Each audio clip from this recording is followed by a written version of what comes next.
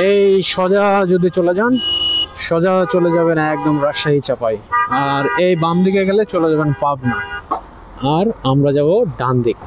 সামনে ট্রাক, পিছনে ট্রাক, কি একটা অবস্থা, আমি আছি মাঝখানে। আরে বাপরে বাপ, বাইক রাখে হাটে কেন যাচ্ছি বলেন দেখি? এখন বগুড়ায় আসছি। হ্যালো হ্যালো হ্যালো মামা, হ্যালো।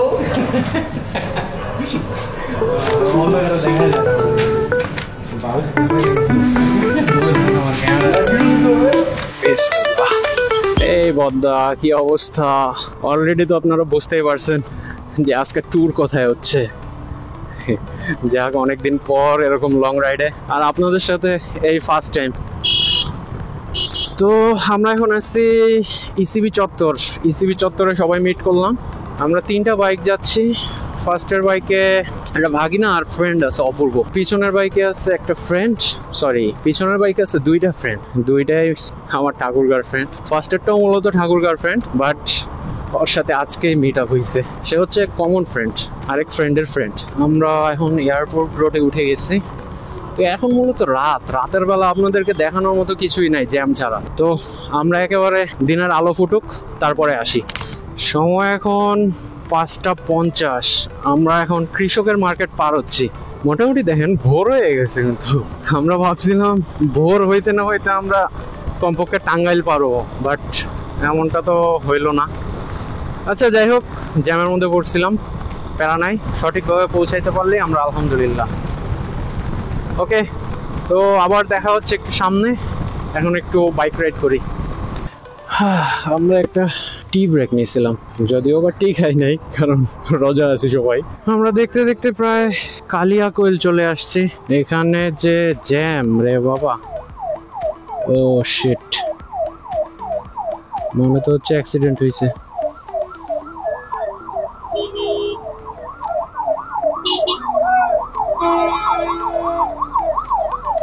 আমি চলে যাই।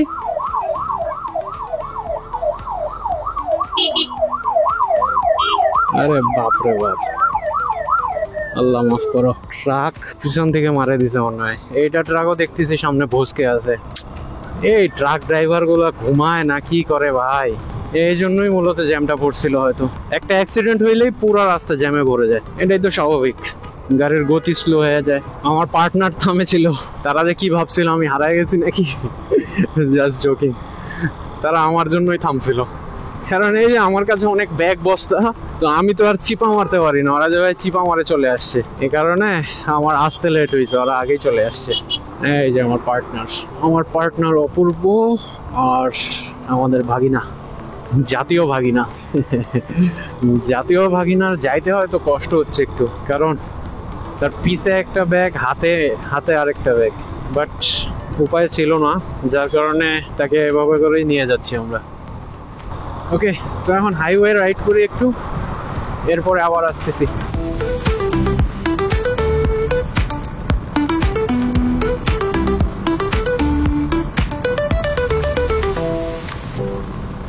ও ভাইজান, একবার খালি ওয়েদারটা দেখেন না, অস্থির একটা ওয়েদার। সকালবেলার ওয়েদার মানে জোস, পুরাই জুস ওয়েদার। এলেঙ্গা 21 কিলোমিটার, এই পাশ দিয়ে গাড়ি, এই পাশ দিয়ে আমরা বাইক নিয়ে সাই করে আগায় যাচ্ছি। আর রোডটা দেখেন উঁকি মারতেছে, ওই যে সূর্য দেখা যাচ্ছে কিনা জানি না, রোডটা উঠতেছে আর কি। এখনো গায়ে মোটামুটি ঠান্ডাই লাগতেছে। এভাবে ঠান্ডায় গেলে তাও তো ভালোই লাগে, কিন্তু বেলা বাড়ার সাথে সাথে গরমটাও বাড়বে। ওয়েদার দেখলাম কোনো বৃষ্টি হওয়ার সম্ভাবনা সেরকম নাই, দেখা যাক কি হচ্ছে। ওরে মামা, এই যে বাউলি মারিচ্ছে, দেখি আস্তে করে কাটায় নিয়ে চলে যাওয়া যায় কিনা। বমি করতেছে এই পাবলিক, এর কাছ থেকে যত দূরে থাকা যায় ততই বেটার। ইন্নালিল্লাহ, শালা বমি টপলা ভাই। আপনারা বমি করতেছেন বেশ ভালো, এটা পলিথিনে বমি করেন ভাই। রাস্তার মধ্যে করে বমি করলে কেমনে হয়? একটা হাইওয়ের মধ্যে চলতেছি, কত কিছু চিন্তা ভাবনা করার লাগে, আবার এর মধ্যে যদি আবার বমির টেনশন থাকে, তাহলে তো ভাইয়া ঝামেলা। এই বমিকারী মহিলা কি আছে এই পাশে এখনো? আচ্ছা, আমি এই বমিকারীকে ক্রস করি। এটা তো মোক্ষম সময়, কিন্তু ভয় লাগতেছে যে বমি কইরা দেয় নাকি। যে পাশে ফাঁকা আছে অনেকটা, চেষ্টা করুন।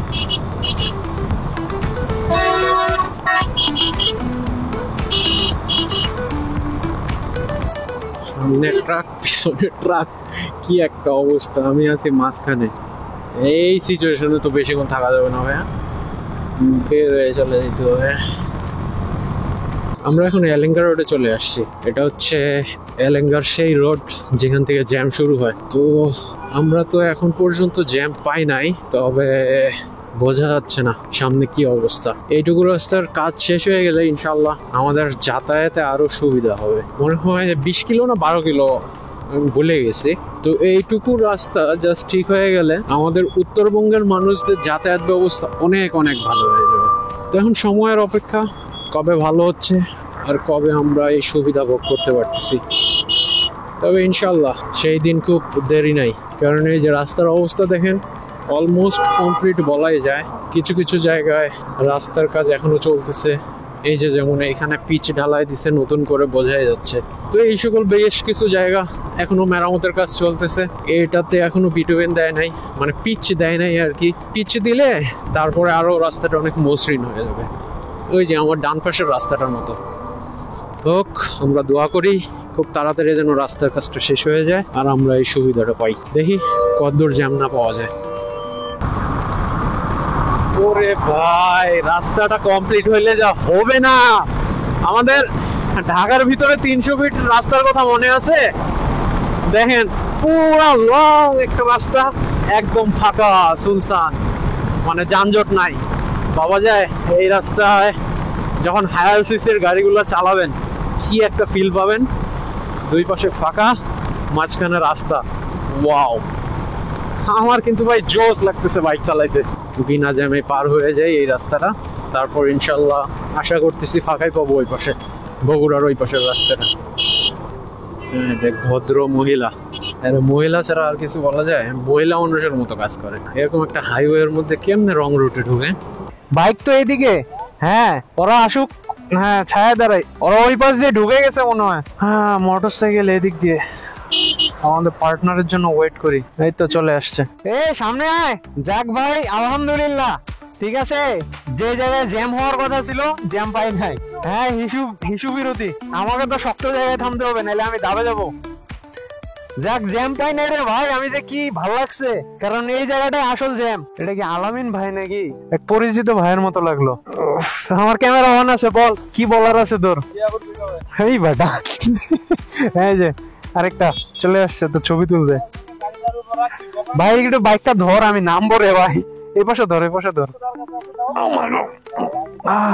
আমি এই যে এইটা দেখে এইখানে থামলাম। এবার বিশ্বাসঘাতকতা করিস না। আমার বন্ধু সায়েম আগুন করতে যাচ্ছে 2 নাম্বার করতে। যা যা যা সায়েম, ভালো করে যা, একদম পুরাটা করিস। হ্যাঁ ওইটাও যাইতে পারিস, সমস্যা নাই। ওকে, আমাদের রেস্ট শেষ। ক্লোজ থাক, টোল দেওয়ার লাগবে। বিসমিল্লাহ। তো আমরা আবার শুরু করলাম আমাদের জার্নি। এখন সামনে হচ্ছে আমাদের Jamuna bridge, motorcycle lane. Okay, আমরা এই লেন ধরেই চলে যাই।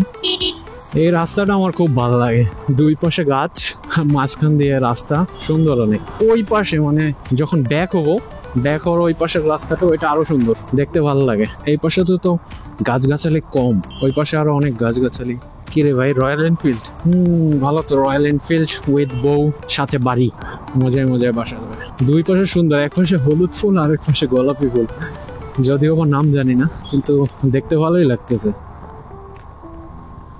টোলের সমপরিমাণ ভাঙতি 50 টাকা হাতে রাখুন।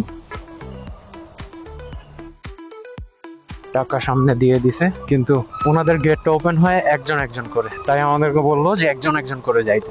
অবশেষে আমরা যমুনা ব্রিজ। এই যমুনা ব্রিজের না একটা মজা আছে। মজাটা হচ্ছে যমুনা ব্রিজটা যখনই আমরা ওই পার চলে গেলাম, ওই পার চলে যাওয়ার সাথে সাথে মনে হয় যে বাসায় চলে আসছি। আবার যখন যমুনা ব্রিজটা পার হয়ে এই পাশে চলে আসি, তখন মনে হয় যে ঢাকায় ঢুকে গেলাম, মানে বাসা থেকে অনেক দূরে চলে আসলাম।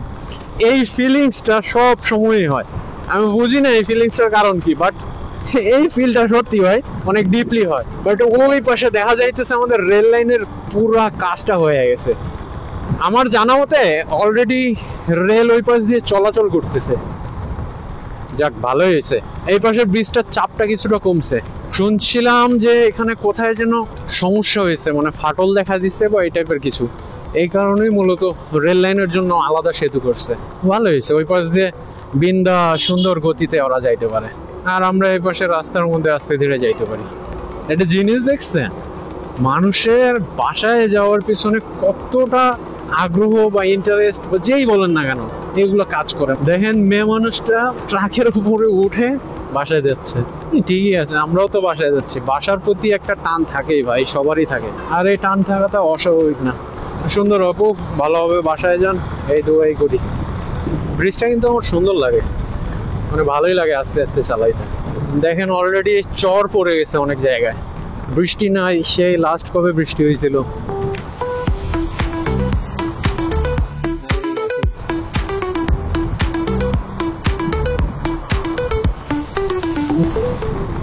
এতদিন যতবার আসছি ম্যাক্সিমাম টাইমই দেখা গেছে যে যমুনা ব্রিজের আগ পর্যন্ত, মানে যমুনা ব্রিজে ঢুকি নাই তার আগে পুরা জ্যামটা থাকে। বাট এখন মানে এইবার যে যাচ্ছি, এইবার আলহামদুলিল্লাহ জ্যামের সেরকম কোনো দেখাই পাইলাম না। এর আগের বার যেই রকমের জ্যাম পোহাইতে হয়েছে বাবারে, যে কারণে হোক, যেই উসিল্লায় হোক, আলহামদুলিল্লাহ আল্লাহ আমাদেরকে সুস্থ স্বাভাবিকভাবে এখন পর্যন্ত নিয়ে যাচ্ছে। ইনশাআল্লাহ বাকি পথটাও সুস্থ স্বাভাবিকভাবে নিয়ে যাবে। এই পাশে পার হইলেই কিন্তু দেখেন সুন্দর একটা ইকো পার্ক আছে, আমি যতদূর জানি আর কি। দূর থেকেই দেখতে সুন্দর লাগতেছে, ভিতরে তো নিশ্চয় আরো সুন্দর। যাক, আলহামদুলিল্লাহ আমরা যমুনা সেতু পার হয়ে গেলাম। যমুনা সেতুর এই পার মানেই আমার এলাকা। এই ফিল্ডটা চলে আসছে ভাই, মনে হচ্ছে আমার এলাকায় আমি চলে আসছি। অথচ চিন্তা করেন কতটা পথ এখনো বাকি আছে। ভালোই লাগতেছে, বাসায় যাচ্ছি। পরিবার প্রিয়জনদের সাথে আবার দেখা হবে, একসাথে সময় কাটাবো। বিষয়গুলা চিন্তা করতেই কত ভালো লাগে। সেই লাস্ট আমি বাসায় গেছিলাম মনে হয় কুরবানিতে। হ্যাঁ রাইট, কুরবানির ঈদে আমি বাসায় গেছিলাম, এর মধ্যে আর বাসায় যাওয়া হয়নি। যদিও বা আপনারা হয়তো বা ভিডিওটা দেখতেছেন এখন ঈদ চলে গেছে। বদ্দা, আমরা তো চলে আসলাম হাতিকুমরোল। হাতিকুমরোল চিনবেন কিভাবে? দেখেন চারপাশে দেখবেন যে লম্বা লম্বা খাড়া খাড়া শিং। যখনই দেখবেন চারপাশে লম্বা লম্বা শিং সব পাশেই, তখনই বুঝে নেবেন ওটা হচ্ছে হাতিকুমরোল এরিয়া। এই সোজা যদি চলে যান, সোজা চলে যাবেন একদম রাজশাহী চাপাই, আর এই বাম দিকে গেলে চলে যাবেন পাবনা, আর আমরা যাব ডান দিক, কারণ ডান দিকে হচ্ছে উত্তরাঞ্চল। ওকে, বাসটা তো বেশি চাপায় ফেলাইতেছে। হাতিকুমরোলে ব্রেক দিতে চাইছিলাম, বাট এরা কি ব্রেক কি দিবে না? নাস্তা তো আমি খাবো না, নাস্তা যে খাবে সে তো আগায় গেছে। তাহলে কি করার, তাহলে আগায় যাই। যেহেতু সে নাস্তা খাবে না, হয়তো তার খিদা লাগে না এখনো। ঠিক আছে, পরে থামবো তাইলে। আপাতত একটু রাস্তাটা কমাইনি যতদূর পারা যায়।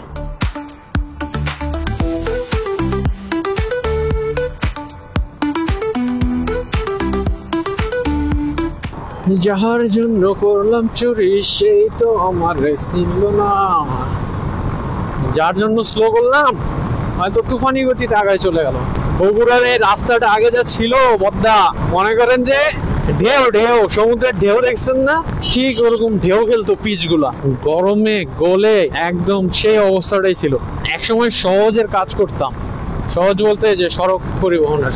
তখনকার এই রাস্তার জরিপের কাজ করছিল আমাদের দায়িত্বে, তখন খুব কাছ থেকে দেখছিলাম এই রাস্তার কি অবস্থা। যাক, এখন আলহামদুলিল্লাহ, যদিও পিচের ঢালাই এখনো দেয় নাই, ইনশাল্লাহ আশা করতেছি 1 বছরের মধ্যে বা ম্যাক্সিমাম 2 বছর এর মধ্যে ইনশাল্লাহ রাস্তা অনেক ডেভেলপ হয়ে যাবে। দেখছেন, বাইক থেকে নামে এখন হাঁটে হাঁটে যাওয়ার লাগতেছে। তো পারবো কোন দিক দিয়ে রে ভাই? এই একটা চিপা আছে, বাইক রাখে হাঁটে কেন যাচ্ছি বলেন দেখি। এখন বগুড়ায় আসছি।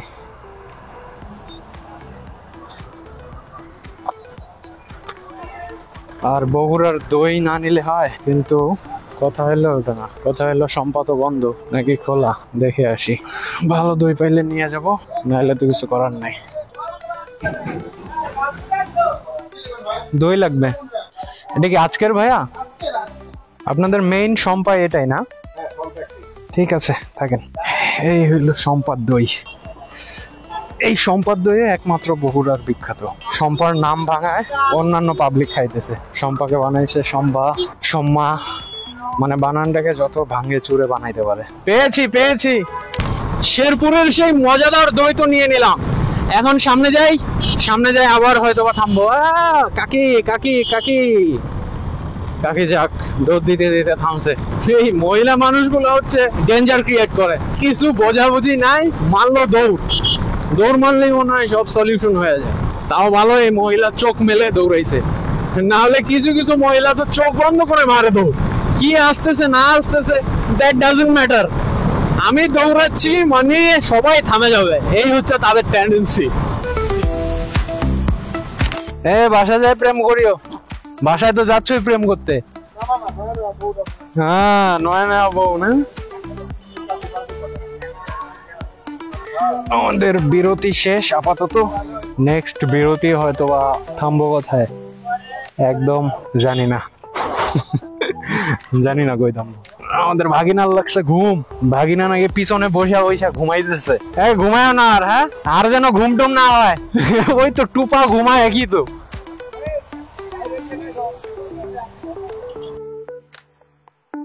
আপাতত দিনাজপুরের এই রোডটা দেখেন কত সুন্দর, সেই পুরা একটা photogenic place. Phulbari bus stand, but Phulbari কিন্তু না। বলদের একটা সীমা থাকে কিন্তু তাহাদের কোনো সীমা নেই। এই হচ্ছে মোহনপুর রাবার ড্যাম।